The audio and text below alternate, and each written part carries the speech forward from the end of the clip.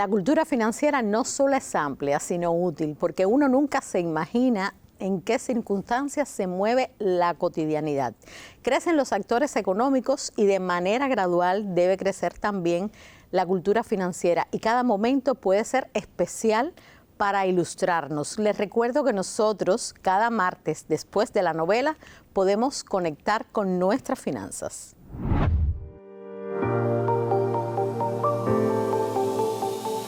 Si hablamos de pagos digitales, inclusión o educación financiera, bancarización de operaciones, digitalización, ¿saben a qué nos referimos?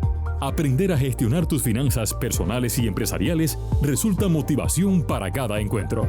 Martes, 9:30 de la noche, Canal Educativo. Conecta tus finanzas. Algo que pudiera parecer muy complicado, pudiéramos entenderlos mejor si contamos con el profesor Jorge González, quien es director de la Banca Internacional del Banco Popular de Ahorro, a quien le doy la bienvenida. Gracias. Bueno, ya conocemos que ni la bancarización ni la transformación digital son tan nuevas como algunos creen, ¿no? Pero hay medios de pago de los cuales les proponemos hablar hoy muy tradicionales. El dinero es el más conocido, pero se conocen otros. Hay otros, de hecho, profe. Correcto. Quizás de conjunto casi con el dinero surge el cheque.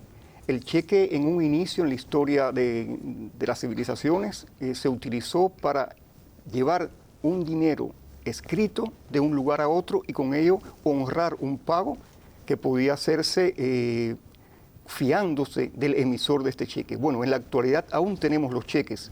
El cheque de pago, aunque a partir del surgimiento de la banca electrónica ha mermado un poco su uso, aún es muy útil, sobre todo para las empresas, aunque no eximimos de esto a las personas naturales. El cheque tiene el mismo uso que el efectivo, pero tiene una gran ventaja sobre él, que el cheque da más seguridad, tanto al que emite el cheque como al que recibe el cheque. Si yo le preguntara, ahora que usted habla de seguridad, de todos los medios de pago, que usted no los ha mencionado todos, hemos mencionado el dinero en efectivo y el cheque, ¿usted aconsejaría uno como el más seguro? ¿Es posible hacer esa clasificación? La pregunta es polémica. No aconsejaría uno, creo que es coyuntural, que es circunstancial. En esto incide el volumen de efectivo que se esté manejando, en esto incide la tecnología que tengamos disponible.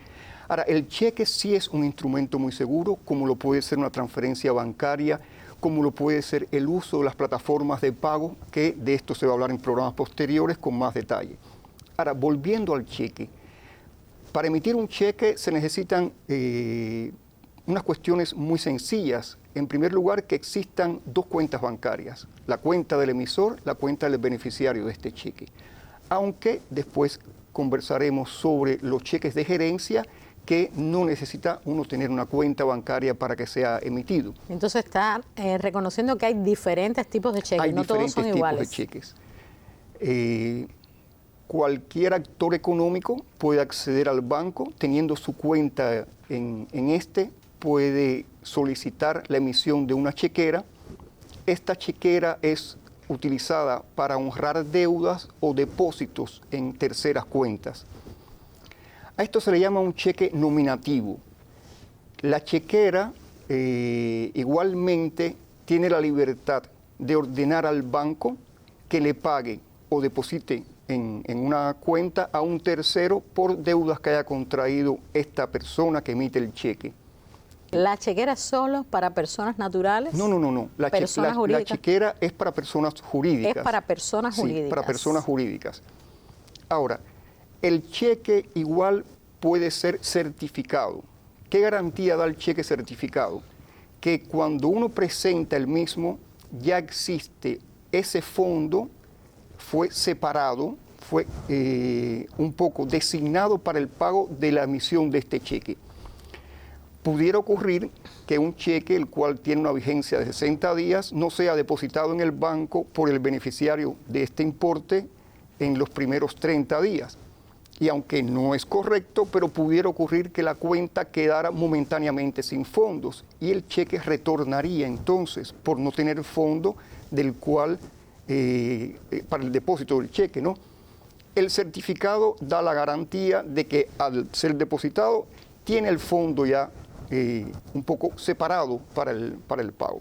En 60 días uno puede depositar el cheque. Ahora, existen los llamados cheques voucher, donde se consigna al dorso el objeto que se está, o sea, cuál es el objeto de pago del mismo, ¿no? Y da un poquito de más... flexibilidad. No tanto flexibilidad, sino todo lo contrario. Se consigna que se está pagando exactamente esto que al dorso se pone en el cheque. Es más cerrado. Más cerrado. Ahora, existen cheques llamados gerenciales o de gerencia, que son cheques que emite el banco.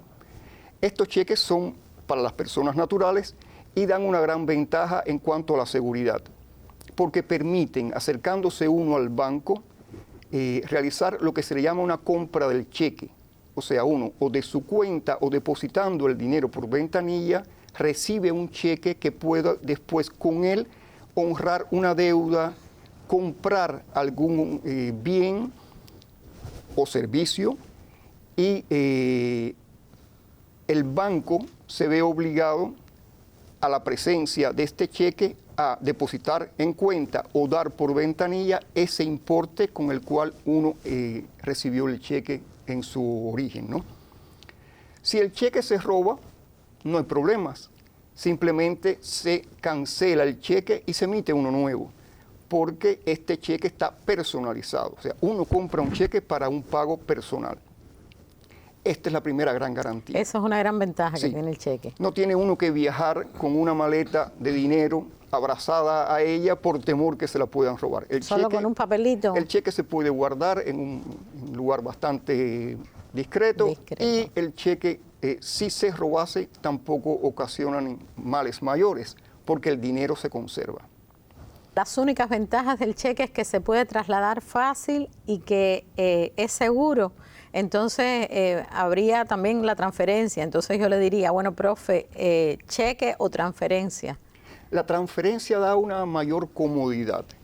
El cheque se emite en la empresa, digamos, si tomamos un actor económico, una empresa emite un cheque, pero este cheque tiene que ser entregado en mano o a través de un tercero a la persona a la cual se le va a pagar. Tengo que trasladarlo yo mismo. Exactamente, claro. Hay que moverse físicamente, geográficamente uno debe moverse.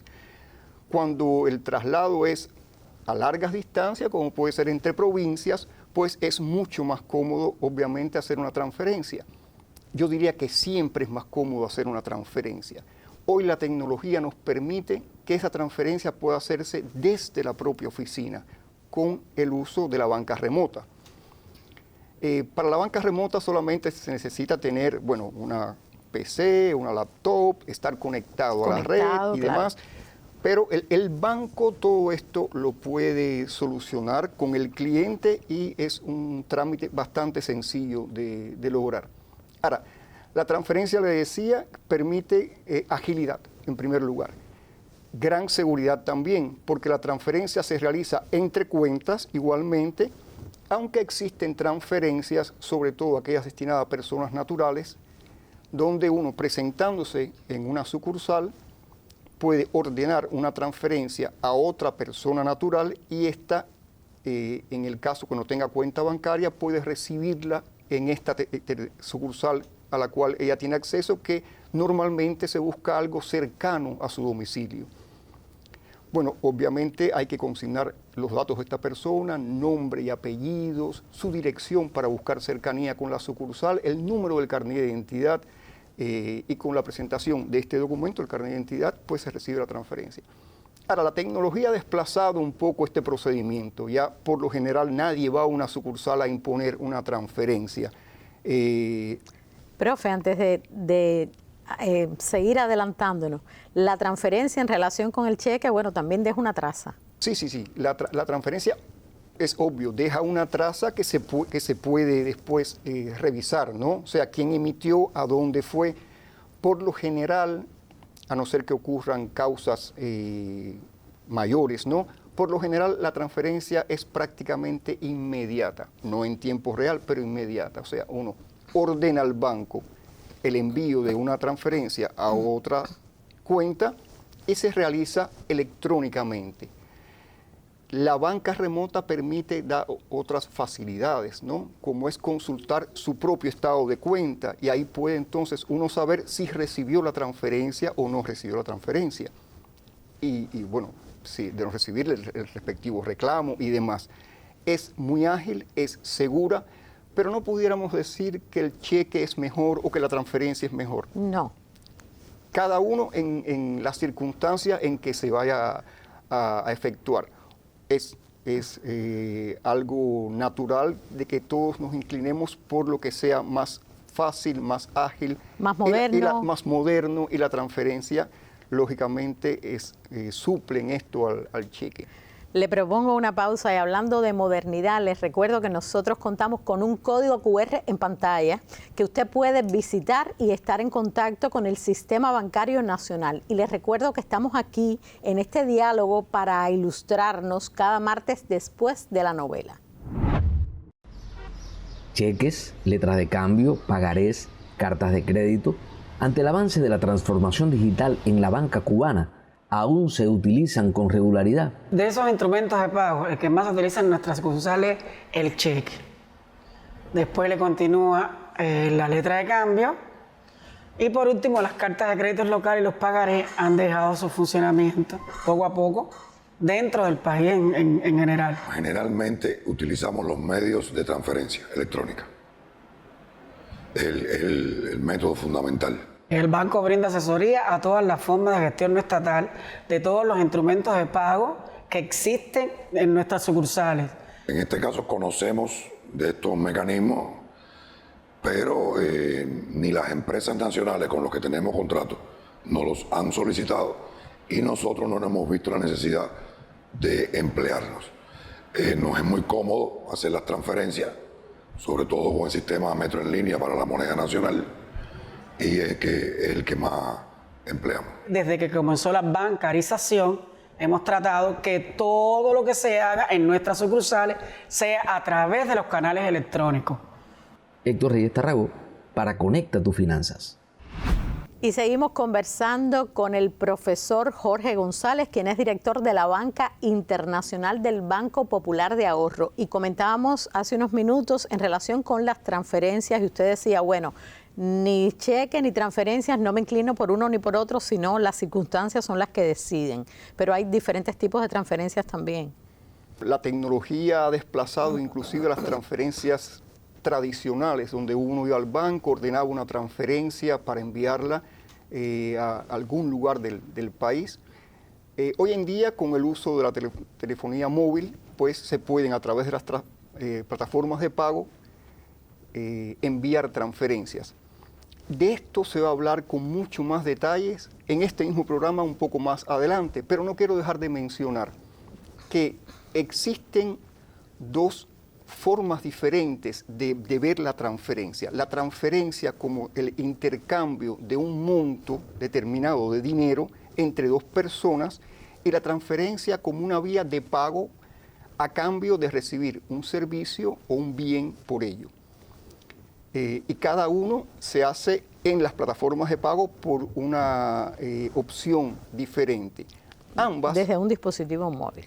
Desde un dispositivo móvil. Ambas muy seguras si observamos las normas que se establecen para hacer una transferencia segura, y ambas también muy rápidas. Han desplazado a la transferencia tradicional, pero no quiere decir que muchas personas, o por no poseer la tecnología, o porque su mentalidad se enmarca en lo más tradicional, no acudan a nuestras sucursales bancarias y realicen sus transferencias a través de ella. Usted me decía ahorita, grandes sumas de dinero, muy pocas personas se atreven a hacerlo por un dispositivo móvil o entre personas, ¿no? Siempre utilizan el banco. Quizás exista un poco ese tabú, ¿no?, de que la transferencia, aunque existen umbrales para las transferencias, de esto no quiero comentar con mucha profundidad porque en otros programas se va a hablar de ellos, ¿no? Pero existen determinados límites de realizar transferencias entre personas naturales, no así entre una persona natural y un actor económico, pero los montos, los grandes montos, digamos, interempresariales, se realizan por plataformas más convencionales, como puede ser la banca remota, que, como comentábamos, deja una traza, pasa por el banco y no va directamente de cliente, o sea, de persona a persona, o de cliente también a que, empresa. que necesite una concentración mayor y entonces... También. Y yo creo que nuestra mente aún no está adaptada o muy adaptada a hacer en transacciones de grandes sumas, utilizar las plataformas móviles. Ahorita comentábamos que crecen los actores económicos y debe crecer así también la cultura financiera. Y tal vez yo le pudiera preguntar, ¿por qué puede sernos útil a cada uno de nosotros como ciudadanos conocer cuáles son las diferencias entre un cheque, una transferencia, las ventajas que nos ofrecen desde su mirada de persona que ha tenido que ir enseñando, que ha tenido que ir mostrando, porque además la vida le ha puesto en el papel de profesor muchas veces? Útil siempre es.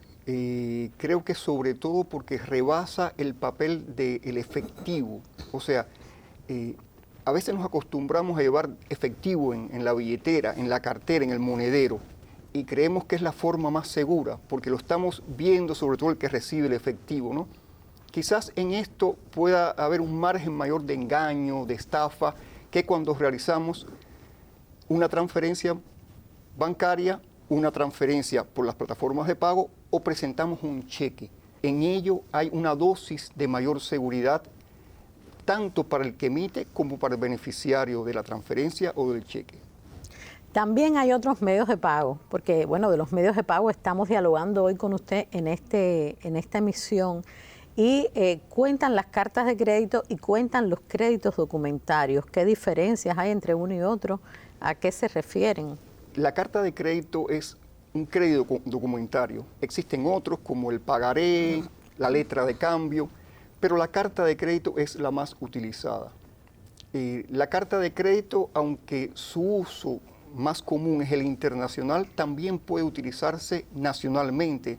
Le llamamos carta de crédito doméstica o carta de crédito local. Es un instrumento también de pago, pero asociado al crédito. Y para decirlo de una forma muy simple, si yo le compro algo a usted y no tengo la capacidad de pagarle al momento, pues podemos a través de un contrato comercial decidir que mi pago va a ser diferido. Yo le voy a pagar de aquí a 360 días. Muchas veces esto viene relacionado porque la compra que estoy realizando es la que me va a proporcionar la capacidad de pago para reponer este dinero que debo abonar por el bien recibido o el servicio recibido. Ahora, la carta de crédito la emite el banco. ¿Quién la emite? El comprador. O sea, la persona que debe pagar, en acuerdo obviamente con el vendedor. Una vez se hace un contrato comercial entre ambas partes, ambos bancos, tanto el emisor como el banco que designe la persona que va a cobrar este importe, se le llama banco avisador, deben ponerse de acuerdo en los términos en que se va a pagar esta carta de crédito. Internacionalmente, que es muy usada la carta de crédito, los bancos, para poder hacer este tipo de transacción, deben tener determinados convenios de corresponsalía, que es como se le llama, donde se autoriza a hacer transacciones monetarias entre los bancos. El banco emisor simplemente, al recibo de los documentos de embarque, o sea, cuando la mercancía ya está lista para ser embarcada, libera la carta de crédito y a partir de ahí se transcurre un periodo determinado que se pacta entre las partes o puede ser compartida, puede ser al recibo de los documentos se paga un determinado % de la carta y al transcurrir el periodo pactado se paga el resto. La carta de crédito la emite, ¿no?, el que compra. El que compra. El que emite. compra. ¿Y qué beneficios recibe el banco en función de mediador? El banco en este caso cobra algunas comisiones por la emisión, cobra comisiones. El banco no tiene una tasa de interés sobre las cartas de crédito, aunque sí existe la posibilidad de financiar una carta de crédito. ¿En qué se traduce? Yo como comprador no tengo la liquidez suficiente para honrar la carta de crédito y el banco me financia, me otorga un financiamiento por el cual sí se cobra una tasa de interés. Pero aunque está vinculado a la carta de crédito, no forma parte de ella. Si yo tengo suficientes posibilidades de honrar mi carta de crédito, el banco no me financia y yo, transcurrido el periodo pactado con el proveedor, honro mi carta de crédito y el monto establecido por la compra de este bien o de este servicio se deposita en el banco del beneficiario de la carta de crédito. Internacionalmente la carta de crédito es muy utilizada. ¿Y en Cuba? En Cuba no tanto así, aunque existe todo el procedimiento para poderla utilizar, sobre todo en las transacciones entre los actores económicos, que es quienes llevan la dinámica de la compra-venta de bienes y de servicios, porque hay actores que prestan servicios y también pueden ser remunerados. ¿Cree usted que pudiera ser más utilizada? ¿Qué se necesitaría para ello? Bueno, quizás ganar un poco en cultura del uso de la carta de crédito local.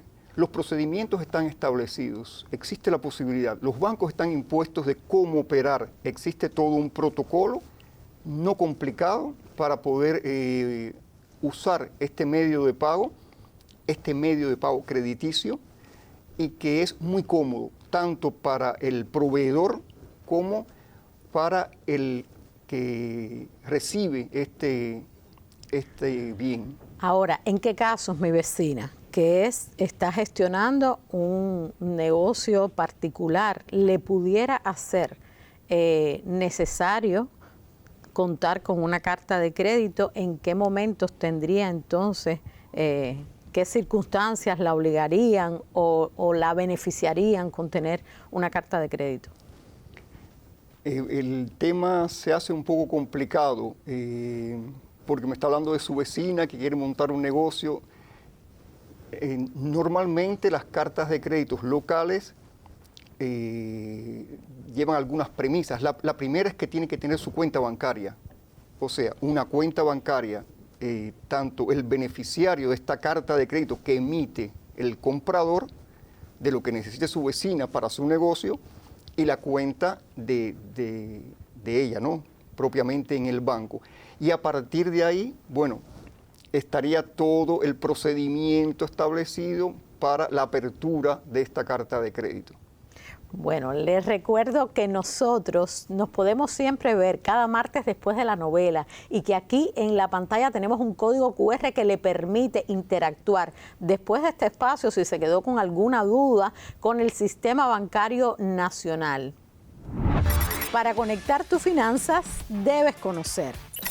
Cada martes, después de la novela, estamos en el canal educativo, donde siempre se aprende, y esta vez, de cultura financiera.